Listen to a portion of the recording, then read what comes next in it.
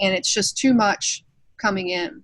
My brain, I realized that I cannot process it at that point. And actually, props to you. I saw your program here in Chesterfield in 2012, and that actually popped back into my mind, and I knew what was happening to me. I was actually able to go, I'm missing stuff. Stay tuned. Coming up in this episode, a replay of episode 199. It's part 2 of a 3-part show where we learn powerful lessons from 2 members of the Chesterfield County Fire Department as they talk about an early morning house fire in 2016 that resulted in 5 civilian fire fatalities, including 2 children.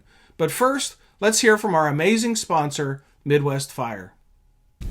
Every day, the hard-working men and women at Midwest Fire build the most reliable firefighting apparatus to be found anywhere. Their customers know a well-built fire engine means lives and property saved. Midwest Fire, a factory direct manufacturer dedicated to helping you extinguish fire before it becomes a raging beast. To learn more about what fuels their passion, visit MidwestFire.com.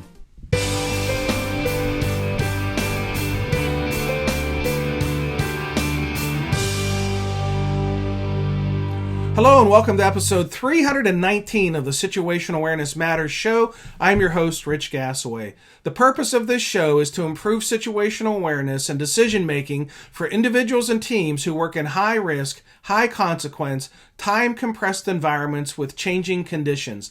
The SA Matters mission is simple. We want to help you see the bad things coming in time to prevent bad outcomes. Today's feature segment is sponsored by Gassaway Virtual Training. We now have 33 training programs for your members. Some of them are live events presented virtually, and some of them are pre-recorded. To learn more, visit samatters.com website and click on the Virtual Training tab at the top of the homepage. In case you missed it, I hosted a live training program presented virtually for the first time on Saturday, May 2nd, titled How Smart Responders Use Situational Awareness to Improve High-Risk Decision-Making. If you're interested in hearing the playback of the event, just click the Virtual Training tab on the top of the home page, and it'll be listed there with all the other available programs.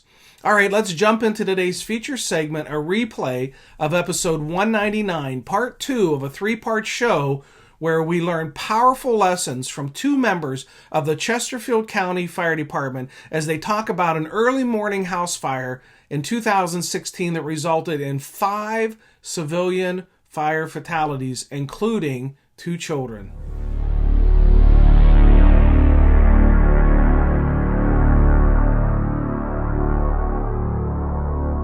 And matter of fact, as I'm trying to do my on-scene report, one of the family members actually pulled the door open to my fire engine and started yelling in the fire engine that there was children trapped upstairs. So it starts off really bad. So as I step out of the engine, trying to process the information of this man screaming at me that there's children trapped in the house, and I had to harness him in and just ask him where. He says upstairs. That was the first we'd heard of the children. That was the first that I had heard of children being trapped in this house. So now we went from one senior person in a possible house fire that's handicapped to now a senior person and 2 children trapped upstairs. And then when you look at the house, the entire second floor of the house, the roof is heavily, heavily involved in fire. And we're sitting there with, an officer and 3 firefighters and not a whole lot of help. So I was really glad to hear our second engine coming up right behind us. So as I told my jump seat firefighter to deploy a blitz fire hand line as this family member's yelling at me, and I had to tell him, okay, they don't like the answer, okay, as I need to go. I have to go start taking a lap. I have to start assessing what is going on and start directing companies where to go. I then get interrupted during the lap by a police officer yelling that there's kids trapped in the house. Had to tell him, okay, as I try and start walking towards the Alpha Bravo corner. There is where the vehicle fire is, and the entire garage is fully involved in fire. And as I'm walking by the car, one of the tires explode on the car, which we all know how loud and violent that can be. Yeah. That shook me a little bit.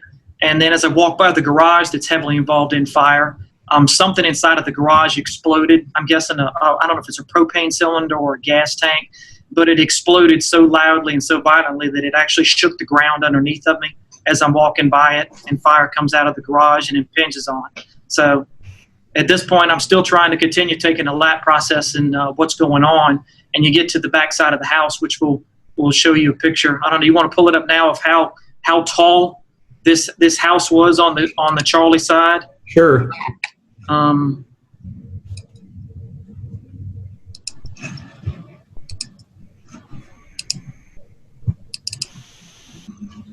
the all right, it shows the left side picture shows the alpha side. That's just a picture that's taken off like Google Maps or something like that. Mm-hmm. And obviously the fire picture that shows how tall, but it still doesn't give you a good frame of reference. If you're actually looking from the ground level up, it appears to be 25 to 30 feet up to the second story window on the Charlie side of the house. Oh yeah. So that gives you a pretty good frame of reference as I'm looking up at fire everywhere. I know there's children trapped on the second floor, not including the basement. So from the backside, third floor from the backside. So at this point, I know there's more people running around screaming. And at this point, I know that with the ladder complement that's on my engine company, I have no way to be able to access the floor 2 where the children are reported to be trapped. So didn't know what bedroom, where exactly on either Alpha or Charlie side, but I knew that I did not have any ladder access on the front because of wheelchair ramps, and I had no ladder access on the Charlie side because of the length of ladders that were carried on my engine company. So as making the lap, I communicated that this was actually a 2-story with a basement on the Charlie side, so 3 stories, and that we had at this point a report of 2 children trapped upstairs and 1 elderly person trapped on the first floor. Okay, leave this picture up just for a moment here, because you see, I assume that gray arrow is like about where the front door was. Yes, sir. And this person told the 911 dispatcher, you go in the front door and you turn right, and then there's down 2 doors, and that's the bedroom that I'm in. I actually have a better picture for you because that's actually floor 2. Oh, that's floor 2. Okay. This is floor 1. Okay. So, I can't get my mouse to work for me. So where the first victims were, as you can see, where engine 24 ends up making entry back there, and there, if you want to explain the situation. Actually, if you can go back to the Alpha side, but as you talking, I know you like to discuss the situational awareness a lot. Right. As I'm making the lap, actually the actual front, the picture we used earlier. Okay. Wow, that's a big house. Yes, it is. 3,400 square feet. As I'm making this lap, trying to process all of this information that's coming in. There's people yelling. There's stuff exploding. There's fire everywhere. There's victims that I can't get to, and I read a lot of NIOSH reports to try and learn from what's killed some of our fellow firefighters. And what's just flashing through my head is, if I don't get this right, we're going to kill firefighters on this one, because everybody is coming 100%. Everybody is going to be pushing as hard as they can, especially when they hear children are trapped. That if I don't get this right, we're gonna kill some of our own. That's what was going through my mind as I'm trying to make this lap and process all the information that's going on and communicate what needs to happen, and just really trying to make this right and try to focus on people not screaming at me, and then what the actual problem is and what we need to do about this problem. So, but the information the dispatcher told us while we were en route, that the victim was 2 windows or 2 bedrooms, 2 rooms, 2 windows to the right of the front door. As you see on the left side of the screen where it shows the opposite side of the house, you got a front door, and then you got a double set of windows that are at that Alpha Delta corner that look like the windows to a study, but that's the only set of windows on the Alpha side, and it's not even a normal set of bedroom windows. So the information about where this gentleman is trapped at, it just doesn't add up to where he is. And he ended up being back in the Charlie Delta corner bedroom. When you listen to the call taker information later, he tried to tell her that he was down a hallway and so forth. But she did a very good job of relaying the best that she could of what he was telling her.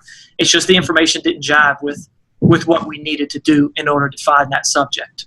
She was asking him, what window are you if I look at the front of the house? He was telling her, if you come in my front door, I'm down this hallway. I'm the second room to the right. He was answering her a different question than what she was asking. Mm-hmm. So at this point in time, after I finished my lap, the second engine company crew, they parked their unit at the hydrant to be able to make that connection, and the jump seat firefighter and the officer made their way down to the scene as I finished my lap. And my guys were initiating fire attack, and I told him, report of 2 children trapped on floor 2. See if you can make the rescue, search and rescue floor 2. So they masked up and tried to make entry, and they couldn't even make it in the front door from the heat being so bad. So at this point is when Chief Nicely marked on scene, and I'll let her tell you what she had going on. As I pulled up, I could see the rookie on engine 2 with his nozzle flowing water in the front door, and he began to go down on one knee and make entry. And that's what I see as I make a left into the driveway across the street. And my initial thoughts when I looked up at how much fire was coming through the roof and how hard this house was burning is that there's nobody alive. If somebody's in there, in my experience, they are dead. Because it literally was 2/3 of this 3,400 square foot house through the roof. I've been to plenty of house fires before, and it was significantly well involved. So that was my thought, and I knew that I had to take command from him quickly. Generally, I'd make a full 360 before I take command, but as I grabbed my command vest and my helmet and my radio and came across the ditch, I began to call him on the radio to go ahead and take command from him as I was making my lap, so that he could focus on his task, because I knew he had his hands full. Rick, were you able to complete your 360? I know you said you had a lot of interruptions on the way. Yes, sir. I was able to complete it after having to tell probably 6 different people, okay, and having to take that information and keep moving on. And every one of them didn't really like that I just kept walking, but you have a job to do. You have to focus on what you have to do in order to communicate what needs to happen. Yeah. Now, Joy, you had a video of the incident. How far into your being there was this video that you're going to show me? Was this like early on to your arrival?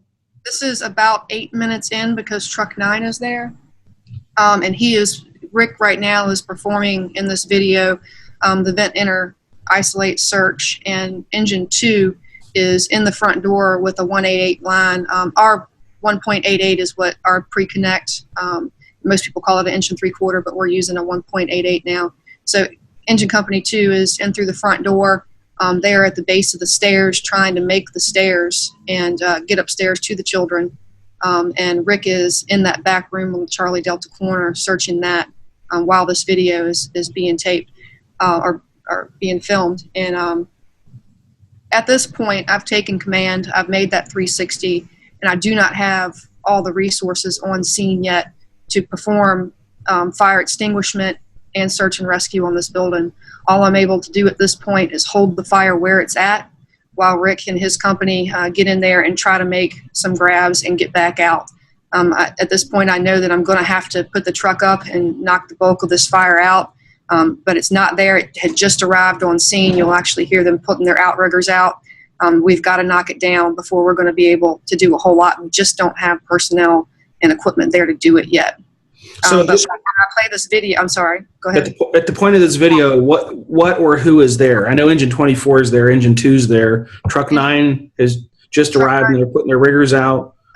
And you can actually, if you look to the left, see a blitz monitor flowing. Mm-hmm. Engine 20 has got on scene and pulled a blitz monitor to the Bravo side, and they are stretching a hand line around to the back of the house to the Charlie side to support that vent enter isolate search operation, because flames are actually impinging on these guys on the back as they try to make entry into that window. I think that's another good point that got skipped a little bit too. But when I communicated to the jump seat firefighter riding behind me to deploy the blitz fire because of the amount of volume, while this gentleman, the family member,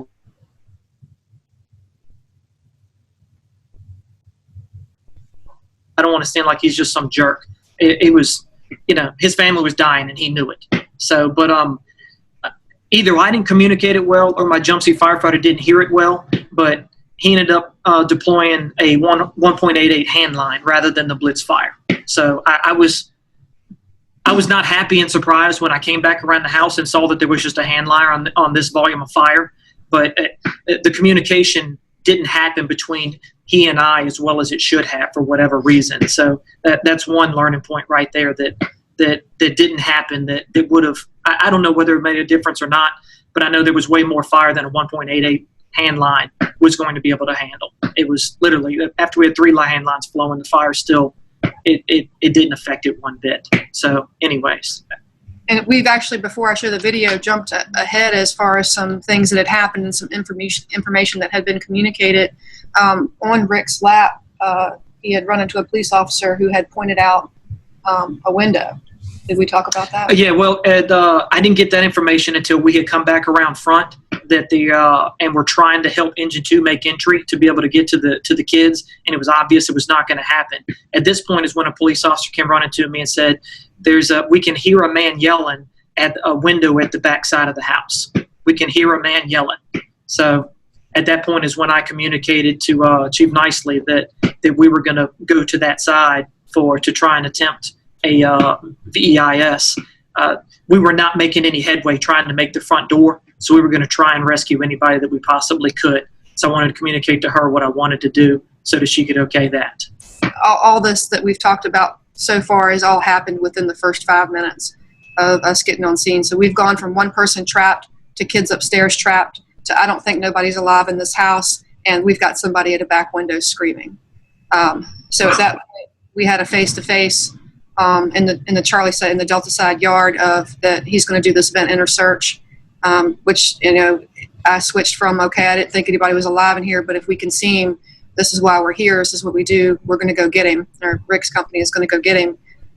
And I was under the same things going through my head at that point that he was when he made his initial lap of, this is some serious stuff. We are definitely in a lot of danger here. And I needed to make sure that he and I were on the same page, that he was where I was, understanding what he was getting ready to literally dive headfirst into. And as he turned around to go around the back of the house, I yelled at him to stop. And when he turned around, I never did ask you this, but I'm pretty sure he thought that I was going to rescind that order and change my mind because he yelled back at me kind of like, what? Like I was going to stop him. And I just had to have a quick eye contact with him and needed him to reassure me that we were on the same page. And he definitely was. He was very, very much in the moment and aware of what was going on. And he had his head screwed on straight, which I don't know why I ever doubted it. But he understood what they were getting ready to go do. I think my exact words were, I got it. I got it. And yeah, he said, I got it. I just looked at him, and it wasn't a long conversation. I just looked at him and said, Rick, and I looked up at the house, and he says, I know, I got it. And he was that calm about it. And they went on to do what they had to do. Okay. So as we get ready to watch the video, in the upper right-hand corner of your keynote, there's a kind of a button there that's grayed out that says format. You see that? On the keynote. Yeah, yes. Click that. There you go. Okay. That just gets that little maintenance bar off there. Okay. So this is me and a police officer over here in the corner. Rick's in there doing a vent enter search, and I'm in the process of trying to call him. Actually, I've just gotten communication from him, and he has reported to me that he's inside doing a search, and he has high heat and low visibility. And I am trying to call Engine 2 at this point and confirm their location and their progress. When this police officer approaches me, you'll see me back away from him quickly, and I'm talking on my radio, and you'll actually see him grab hold of me to tell me what I already know, which is that there are kids upstairs. And again, he wasn't liking the answer of, okay, I know.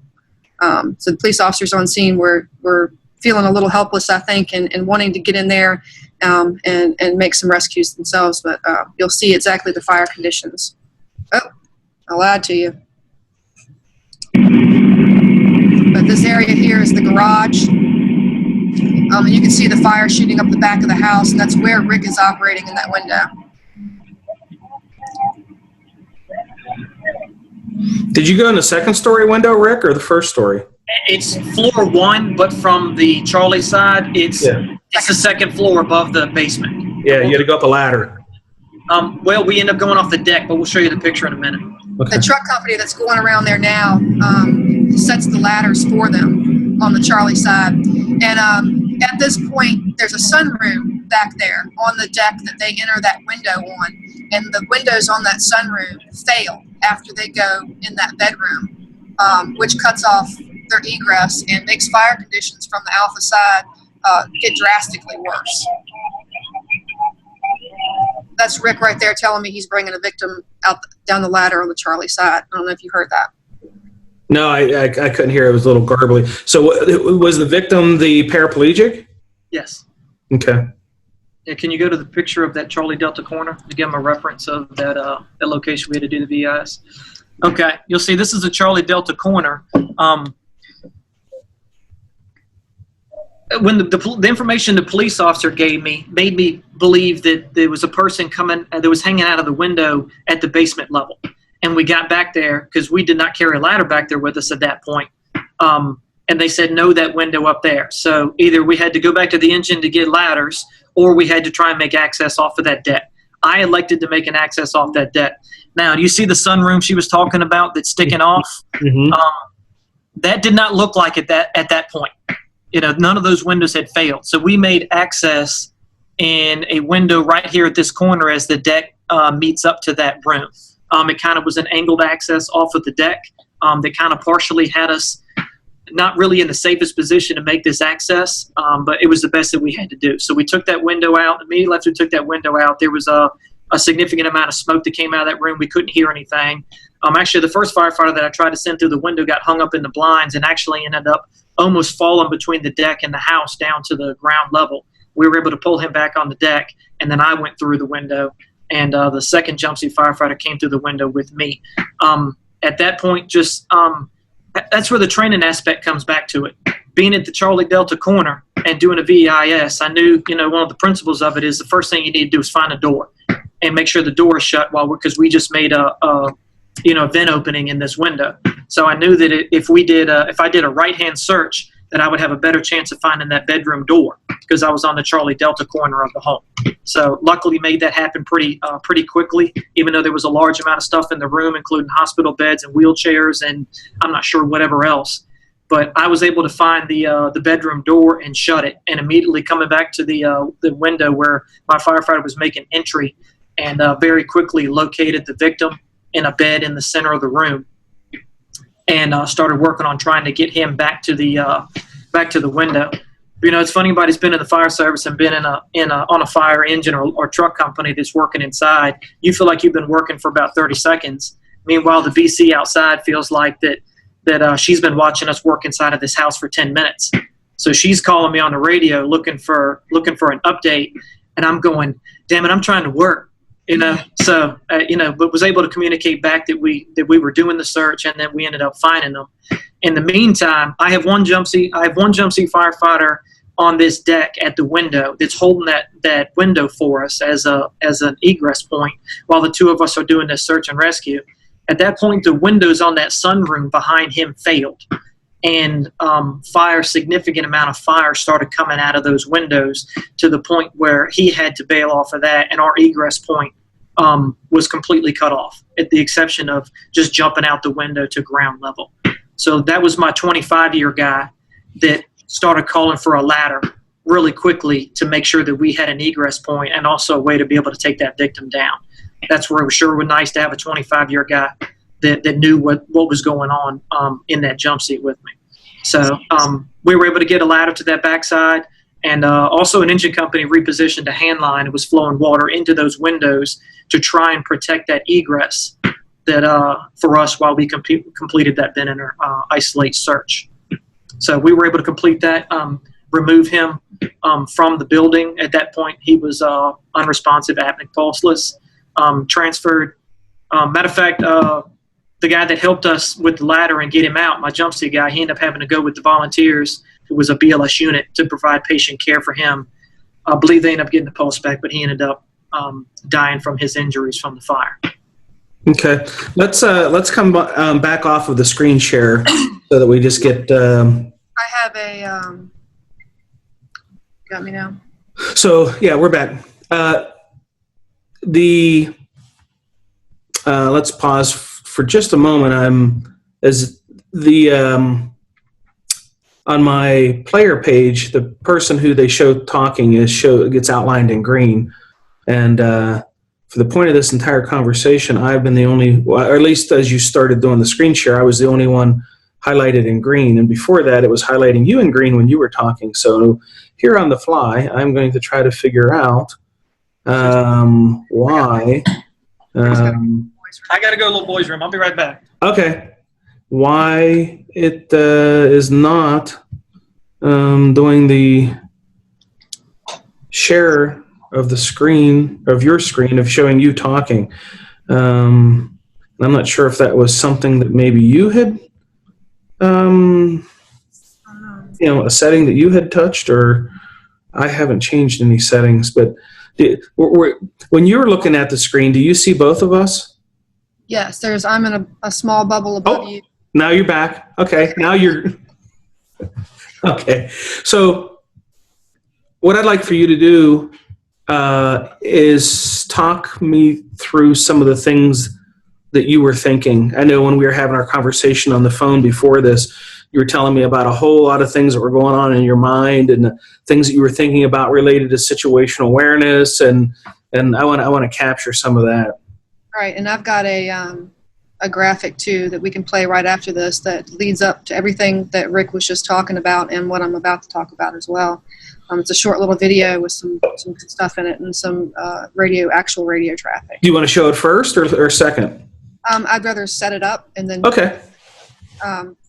So at this point, I'm in the front yard. I don't have any command staff there to assist me yet, and I have more things going on, more problems than I have resources to mitigate those issues on scene.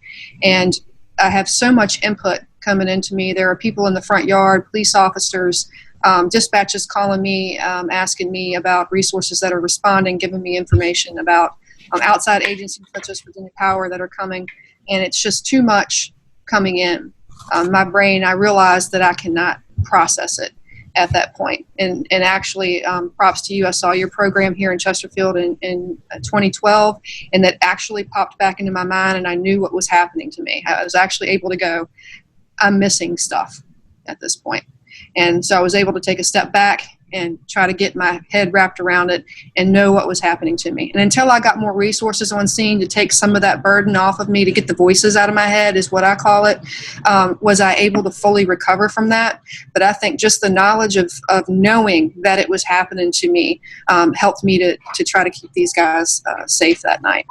Yeah, there's something to be said about having a conscious awareness of the fact that your awareness is being impacted, and realizing that in the moment versus after the fact saying, oh, geez, I didn't realize it was happening. I give you a lot of credit for in the moment of all that was happening to have that awareness of your awareness. And that term for awareness of awareness is called meta-awareness, that almost like step out of yourself, look at yourself, and assess your awareness. And it sounds like that was what you did, which is a really good best practice for situational awareness. So props to you on that.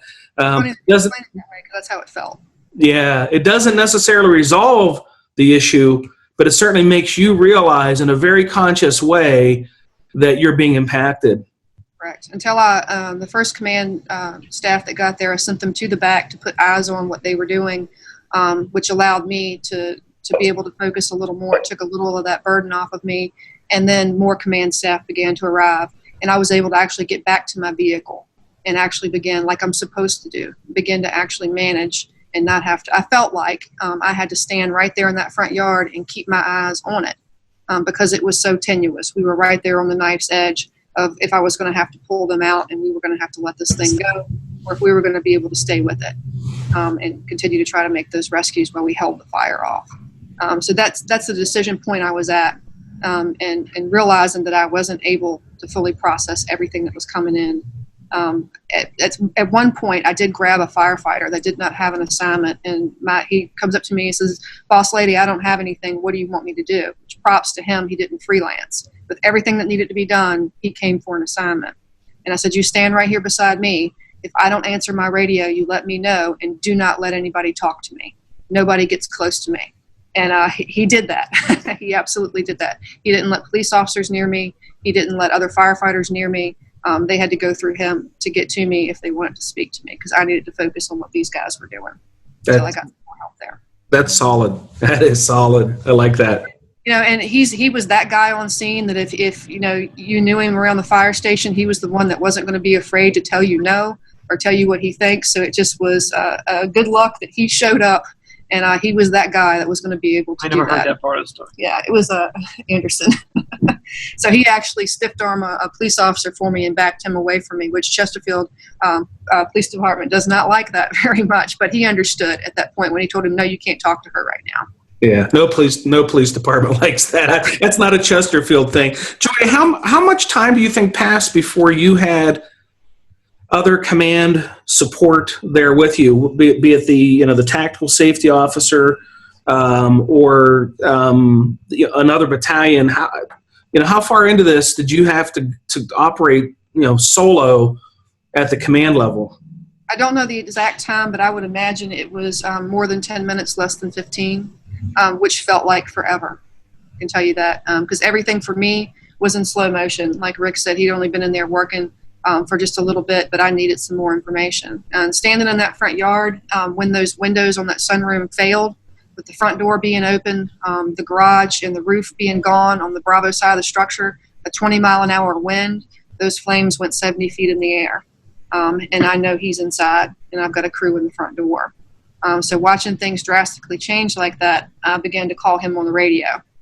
I've actually had a few firefighters that listened to it said, it's very easy to armchair quarterback to go, Joy sure sounded excited on the radio. I stopped them and said, you don't understand. She was looking at a house that was burning down, and after a matter of fact, I don't think I answered you the first 2 times you called me. No, you didn't. and I'm pretty sure what was going through her head was that Rick and his crew are dead. They've been burned up. These windows failed, and he's not answering me. And I've killed him, I'm sure, is what was going through her head. I can tell you that the tape, when you play it back, it's 46 seconds long from the first time I call him to where I hear him answer me. And we actually have some communication across the radio.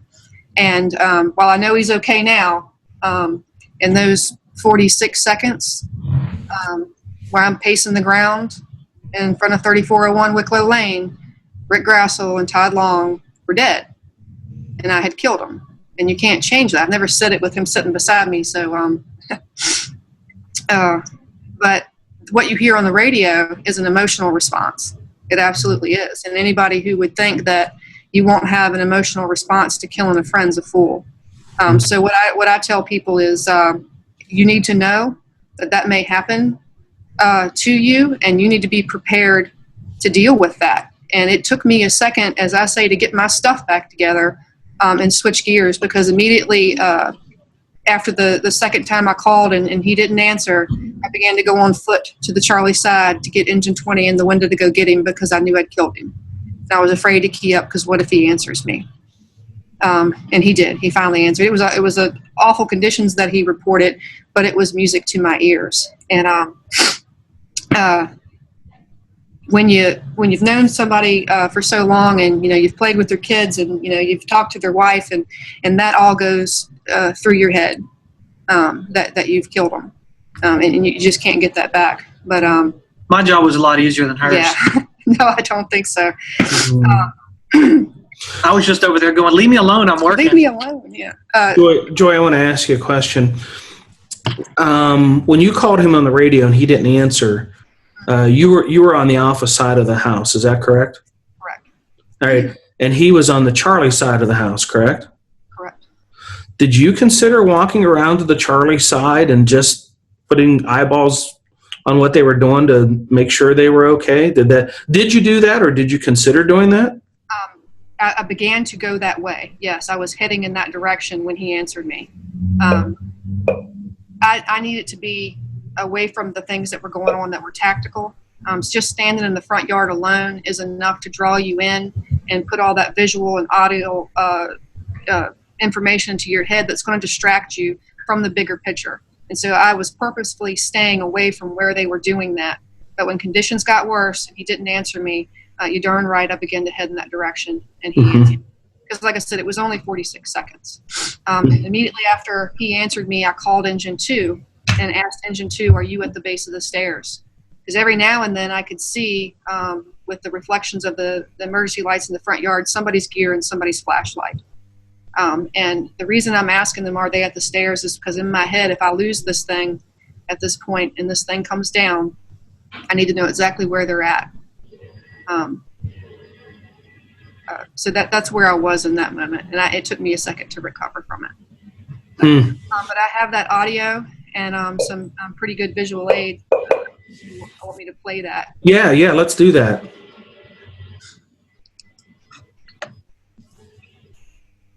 Oh, I don't think I shared. I got to hit the share button. Save that. It's bad when I have to tell you how to use a I computer. know. Thank you, Rick. What would I do without him? Yep, I got your screen up now. So this begins at the point that I begin to call Rick.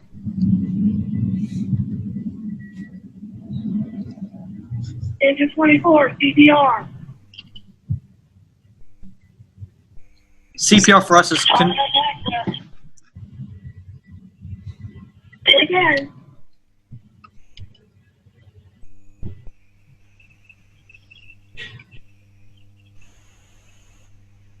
Engine 24, CPR.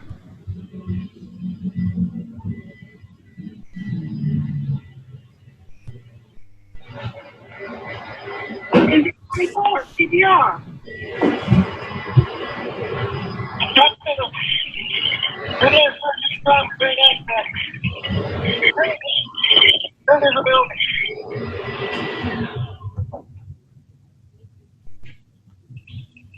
Engine 2, you see the stairwell in front of you. Engine 2, copy, right inside. Stairwell in front of us. We got heavy fire on the first floor, on the second floor. This is at the point I'm fighting that police officer off me. Inaudible, say again.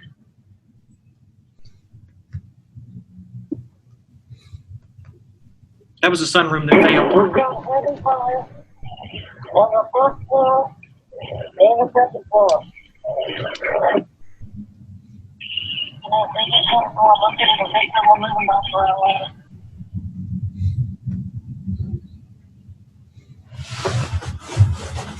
Can I talk to you guys? They can coming out of the front of the ground ladder.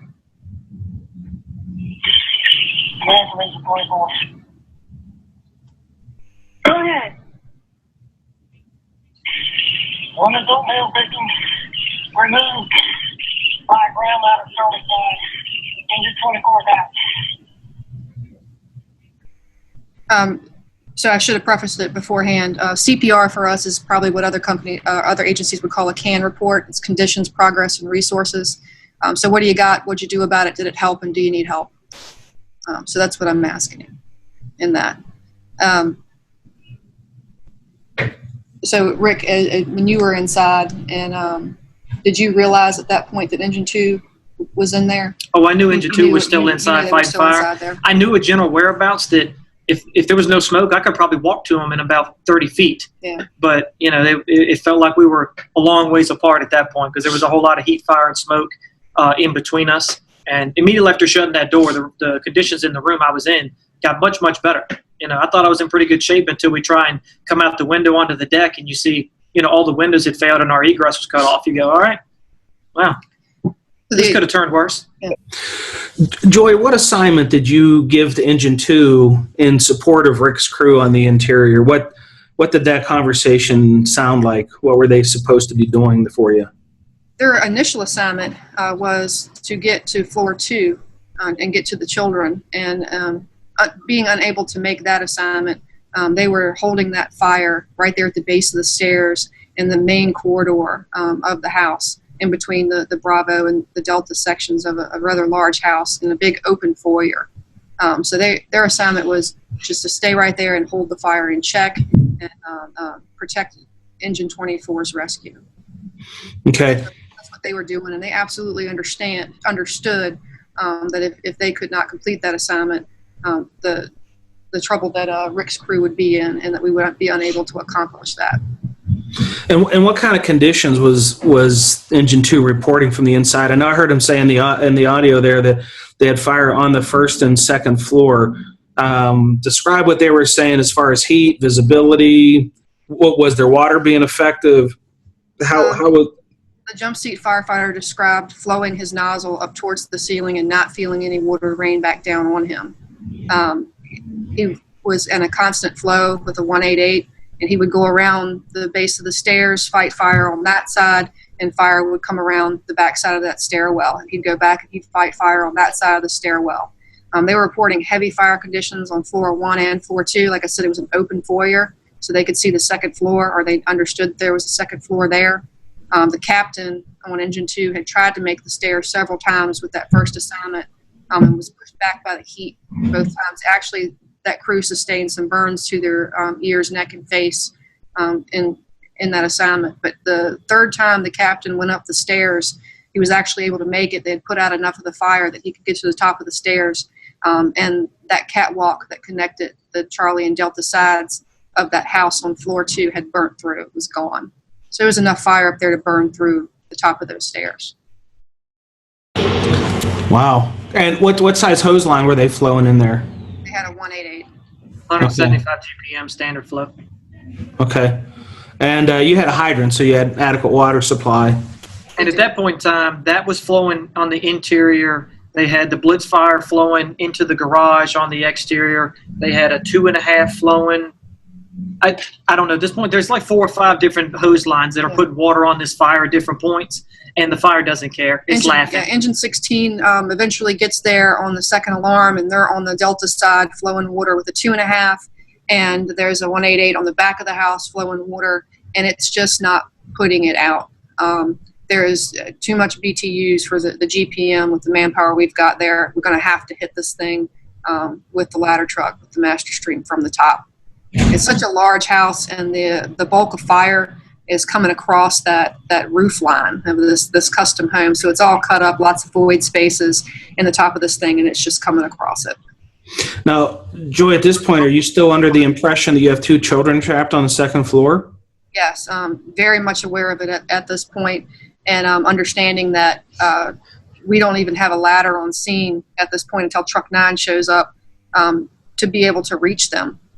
Because it is the second floor, but it is the third story on the back of the house, and our engine companies do not carry ladders that can reach that high. We have to wait for the truck to get there, and the truck needs to support when they get there Engine 24's operation, and they also need to be able to begin to set up for that master stream. So like I said, there's just not enough manpower on scene to accomplish all the missions that we have at this point. Engine 9 shows up, the working incident engine, that additional engine that I had requested, and Rick marked it a working incident, so definitely got them on the call. They show up and take a 35-foot ladder off of the truck to the Charlie side and begin to set that to that third story, second floor window back there. But before we do that, we hear a low air alarm going off. At this time, the shift commander is on scene, and I've sent him to the Charlie side to put a command presence back there and some eyes on that, what's going on back there for me. And he hears this low air alarm. And it's the window that Rick and his crew has just come out of with the first victim. So he sends Truck 9 up that ladder and into that room after he confers with me to look for that low air alarm. And at that point, Truck 9 enters the hallway just outside the bedroom and bumps into Captain Smith on Engine 2. As he locates, when he realizes he can't make the floor to get to those children, he begins to do a primary on floor 1 while his firefighter flows a nozzle. And he finds the patriarch of the family, Mr. Hudson's wife, just outside of the bedroom in that small hallway. And so Truck 9 comes out of the bedroom and bumps into Captain Smith just as he begins to drag her towards the front door. We didn't even know she was even in the house. Yeah. That was the first that I had heard from the family members outside, that she was in there. As I'm trying to interview the family members outside and try to find out how many people, I needed to know 3 things. How many people live here? How many people were here tonight?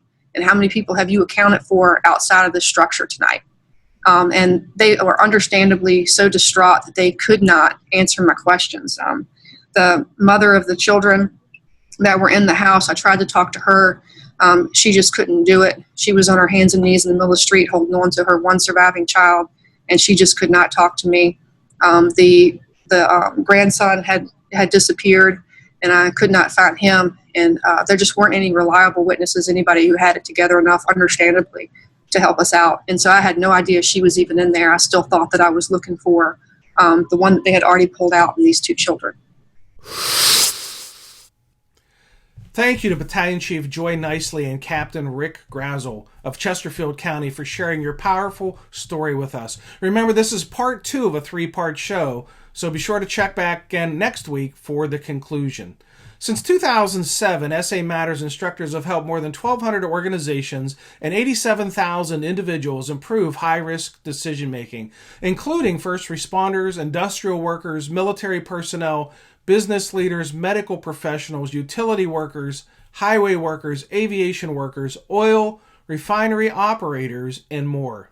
If you or someone you care about works in a high-risk, high-consequence, decision-making environment, then we are here to help to improve their safety and their survival. I want to help you accomplish the most important mission of all, and that is to go home to the ones who love you.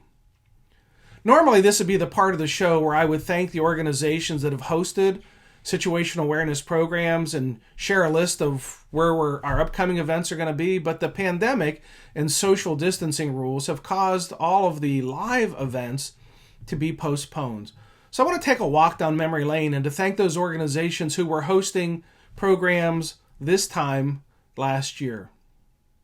The Pearl Harbor Naval Shipyard, the Fire Department Instructors Conference in Indianapolis, Indiana, the Washington Fire Training and Safety Officers Association Conference, the Waconia Fire Department, the International Association of Fire Chiefs Company Officer Leadership Series, the Cook County Emergency Management Agency Conference, the Maryland Fire Chiefs Association. All of our programs, past, postponed, and future, are listed on the SA Matters website. If you're interested in seeing that list of where we've been or where we're going, just head over to the website and scroll about halfway down the homepage and click on the red box labeled Upcoming Events Schedule. If you're interested in hosting a program virtually or live when the pandemic's over, click on the Contact Us tab at the top of the homepage and I'll give you a call and we'll get something set up. Remember to check the show notes for how to subscribe to our newsletter, how to follow us on social media. There we share ideas about how to improve situational awareness and how to make better decisions under stress, and how to improve the skills of critical thinking and resilient problem solving. Well, that's it. Episode 319 of the Situational Awareness Matters show is complete. Thank you again to our guest, Battalion Chief Joy Nicely and Captain Rick Grazel from the Chesterfield County Fire Department sharing your powerful story with us. Thank you to our amazing platinum sponsor, Midwest Fire. For now more than 5 years, they've been our sponsor. Thank you to our feature segment sponsor, the brand new Gasaway Virtual Training. And thank you to our associate sponsor, Chief Miller. And most importantly, thank you, the listeners and viewers of this show, for sharing some of your valuable time with me today. I really appreciate your support of the SA Matters mission. Be safe out there, and may the peace of the Lord and strong situational awareness be with you always. You've been listening to the Situational Awareness Matters show with Dr. Richard Gasaway. If you're interested in learning more about situational awareness, human factors, and decision-making under stress, visit his website, samatters.com. If you're interested in booking Dr. Gasaway for a program, or if you would like to be a guest on his show, click the Contact Us tab at the top of the homepage.